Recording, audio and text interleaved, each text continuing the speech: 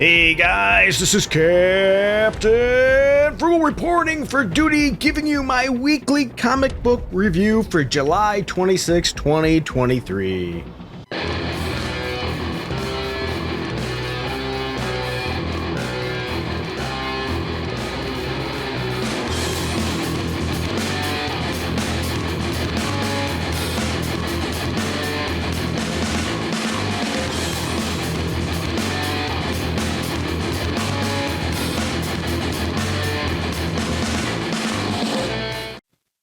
Alright, for those of you that are new to the channel, what I do is I take a bunch of comic books for the week and I give them a score of 0 through 10, 7 being average. So you're going to see a lot in the average range usually, around the 7, but I don't do it alone. I do that and I also use the League of Comics Geeks and I share their thoughts from the votes there, as well as give a really brief synopsis of the issue. So feel free to share your thoughts on these comic books as well. Just be prepared to discuss them. If you're going to come in here and just say how dumb I am or something like that, I might make you look like a fool. But otherwise, share your thoughts, because I often get some of those people that do that. So let's jump right in. The first one I read today was Night Terrors Titans #1. Actually, I didn't read it today. I read it yesterday. I read these over a day or so. And I gave this a 7.03. League of Comics Geeks gave it a 72 out of 100. Liked it with 3.3 average rating, which is around the C range there. Titans vs.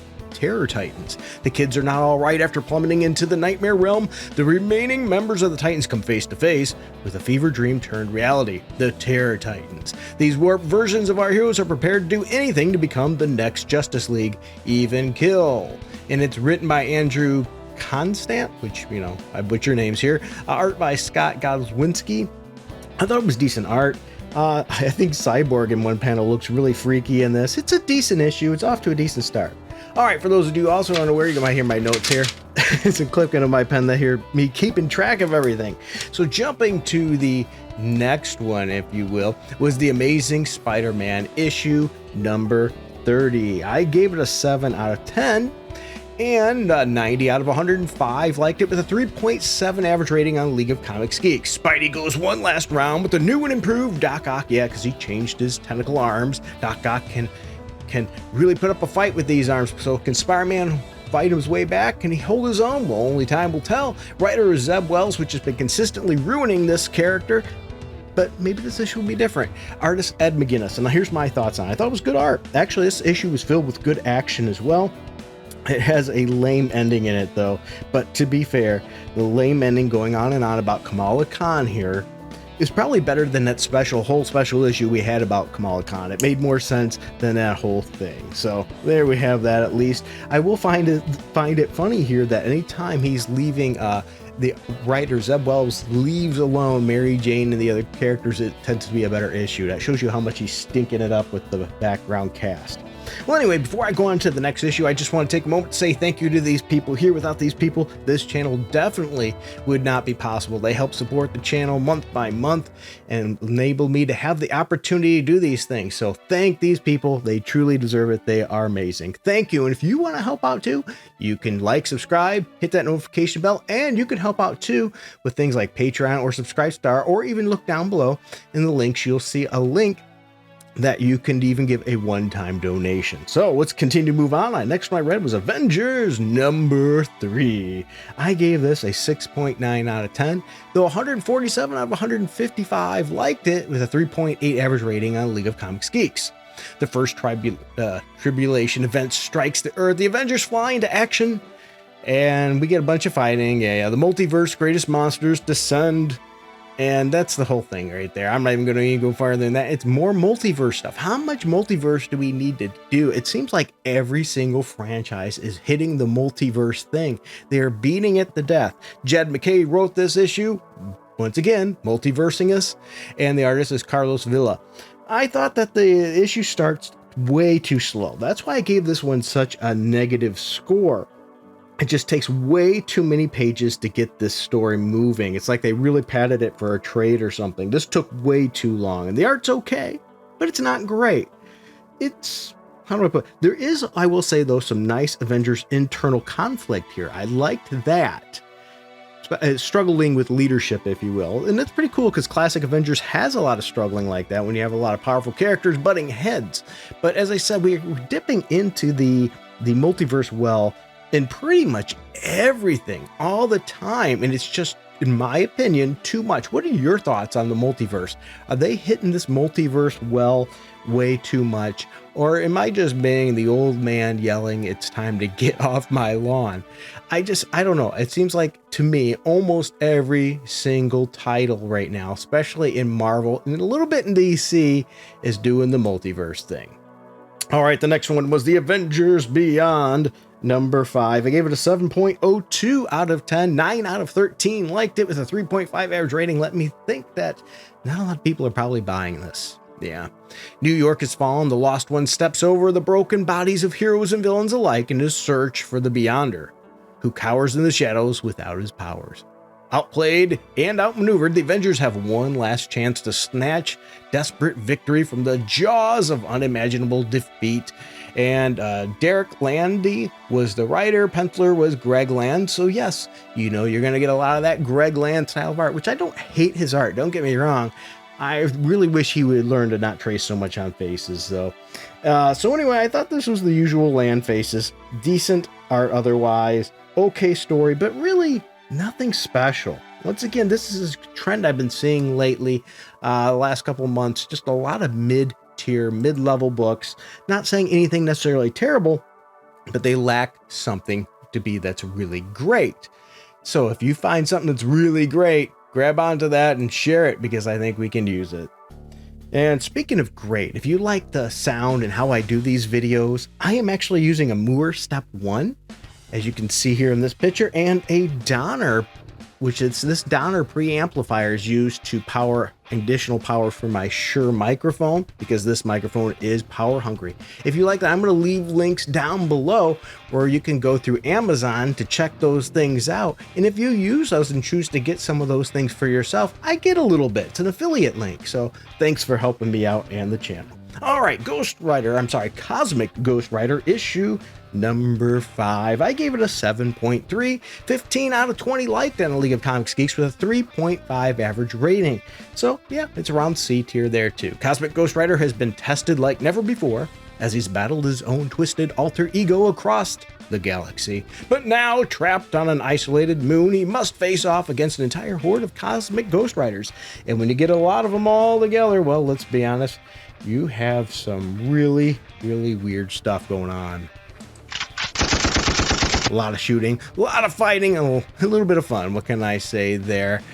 So anyway, the writer is Stephanie Phillips. Artist is, I'm not even going to try to say that guy's name too much here, is G-U-I-U. I don't know how to say that, but once again, no offense meant to be there, just not easy for me to pronounce. But anyway, here's the kicker. In this issue, I think we get a better Frank Castle than what we've received in the past, just recent past Punisher series, which, don't get me wrong, that's not hard, because that was an absolutely trash fire of decimating Frank Castle as a character in order to push him out to create this new agenda from Marvel, because Marvel is willing to sacrifice on the comics end anything to prove an agenda, or to push an agenda, I should say.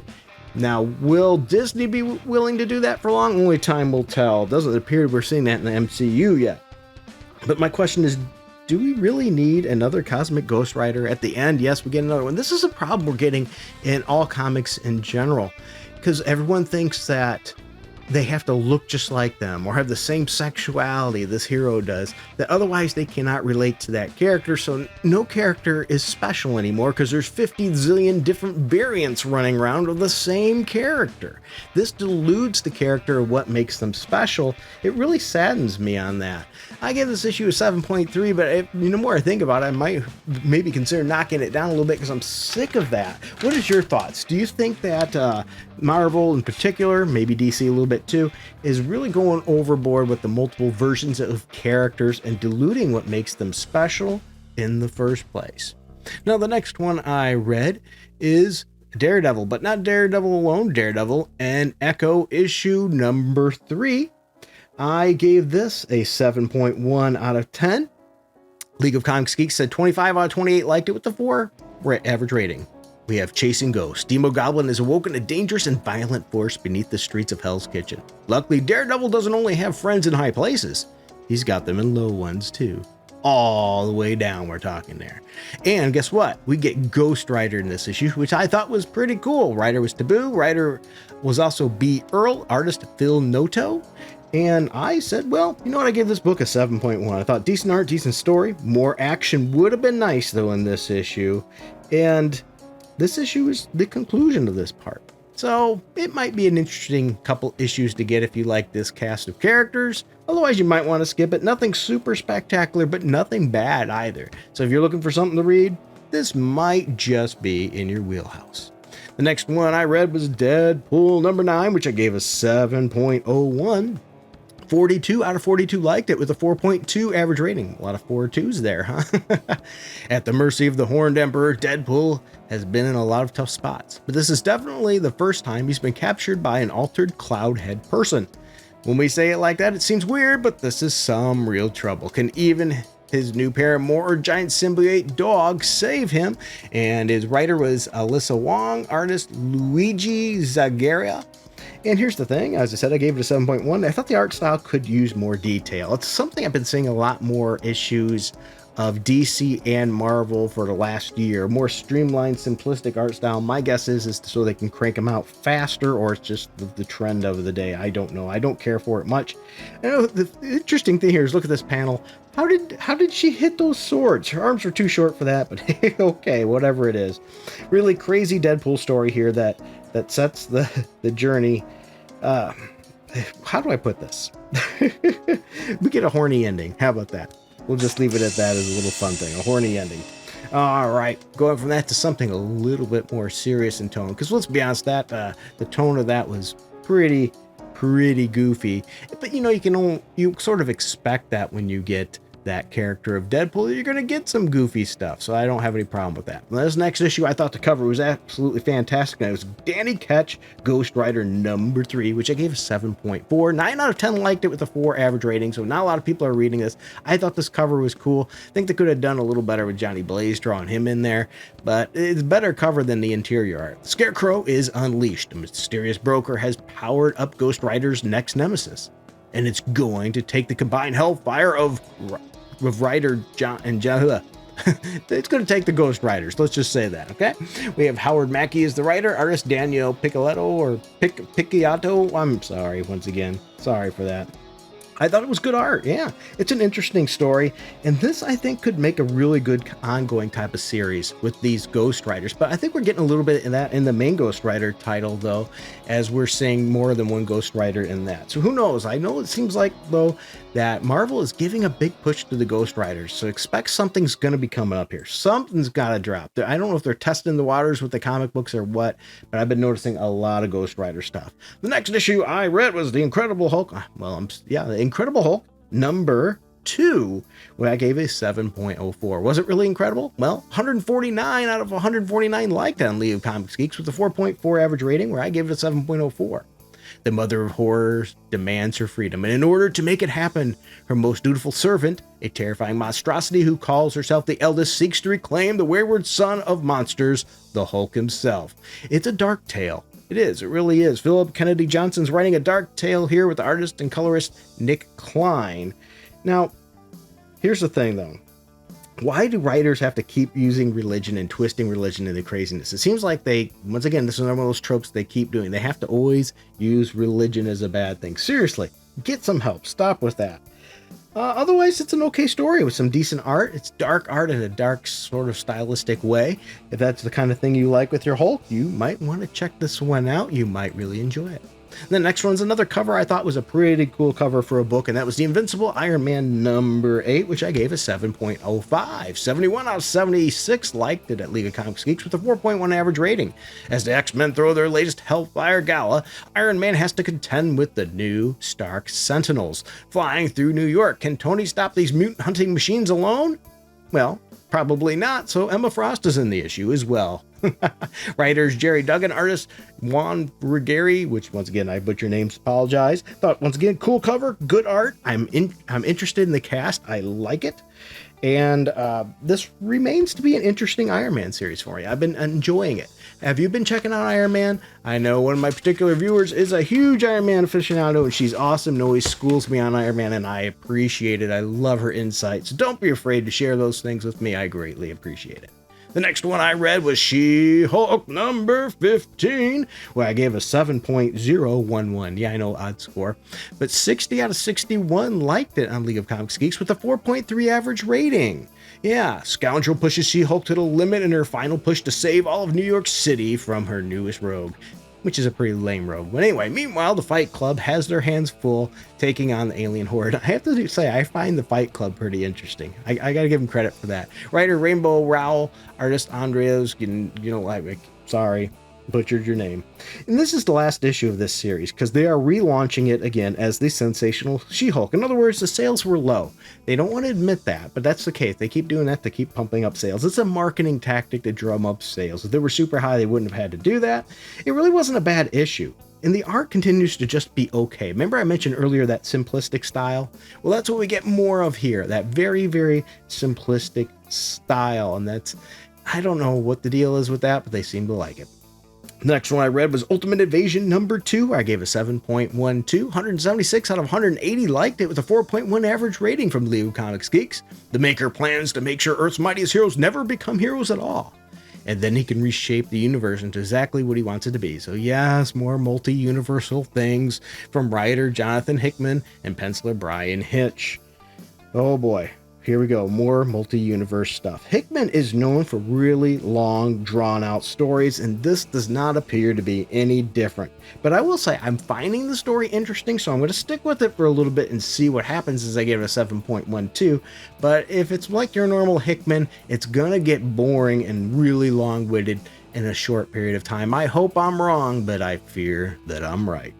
The next one I read was Venom number 23, which I gave a 7.35. 62 out of 72 liked it, though, on League of Comics Geeks with a 3.8 average rating.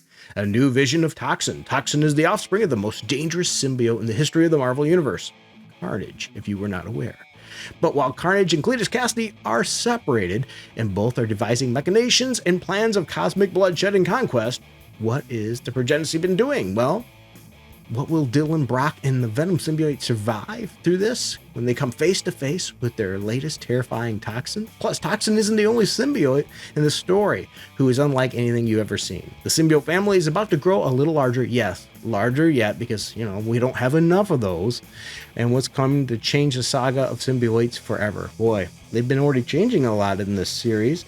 But notice I did give it a 7.35. The writer, Torrin Grombeck, and artist Ken Lashley are on this one, and I will say I do like this story. It's more street level. I like my Venom more street level, and this one is that. It has solid art too. And so I'm liking this storyline so far. Please keep Venom more street level, though I'm not a big fan of 100 zillion different types. It makes a little more sense with this one with all these different characters since, well, it's an alien kind of thing. So I'll give it a pass, but otherwise I'm not a big fan of that. And this next issue and my last issue for this week's reading, I almost missed. I didn't realize it was out, and that was Ghost Rider issue number 16, which would have been a shame because I love this series so far. I gave it a 7.8. 27 out of 30 liked it in League of Comics Geeks with a 4 average rating. Over the years, the same hitchhiker is found to catch, Robbie Reyes, and now Johnny Blaze. Join us for this standalone tale of terror that threatens the past, present, and the future of the Ghost Riders. And I usually don't like when they go on a long tale of twisted things in the past, but I will say the writer Benjamin Percy knocked it out of the park with this way of weaving it all together in an interesting way, and the art was done well by Chris Campagna. Anyway, it was really a well-written new story startup. I'm enjoying how they're linking it all together with solid art. And if you are new to the Ghost Rider series or have not been getting it, this is a good jumping on point if you have not been getting this new series. It's going to be a new story arc. I would recommend it. And we're going to get Wolverine again next issue. And I find Wolverine and Ghost Rider to be a nice pairing very interesting. I'm enjoying this story, this dark tale, and I think that you will as well. Well, I appreciate all of you. I know this was a bit of a long one this week, so thank you for taking the time to stick through this. If you have, once again, tell me the comics that you read. Which ones do you think I should have read? Because let's be honest, I'm not perfect, and there's only so much time in a day to get through all of these. I really want to say thank you, though. Without all you and these people that have helped this channel, this wouldn't be here. You are all amazing. You take somebody like me, a nobody, and you make me feel special. I appreciate that. I hope you've been enjoying the jokes when I put them up, the music stuff when I put them up. I'm trying to influence people to not be afraid to have a little fun and build a community together. Thank you, everybody, for your time. You're all amazing. And until next time, keep it frugal.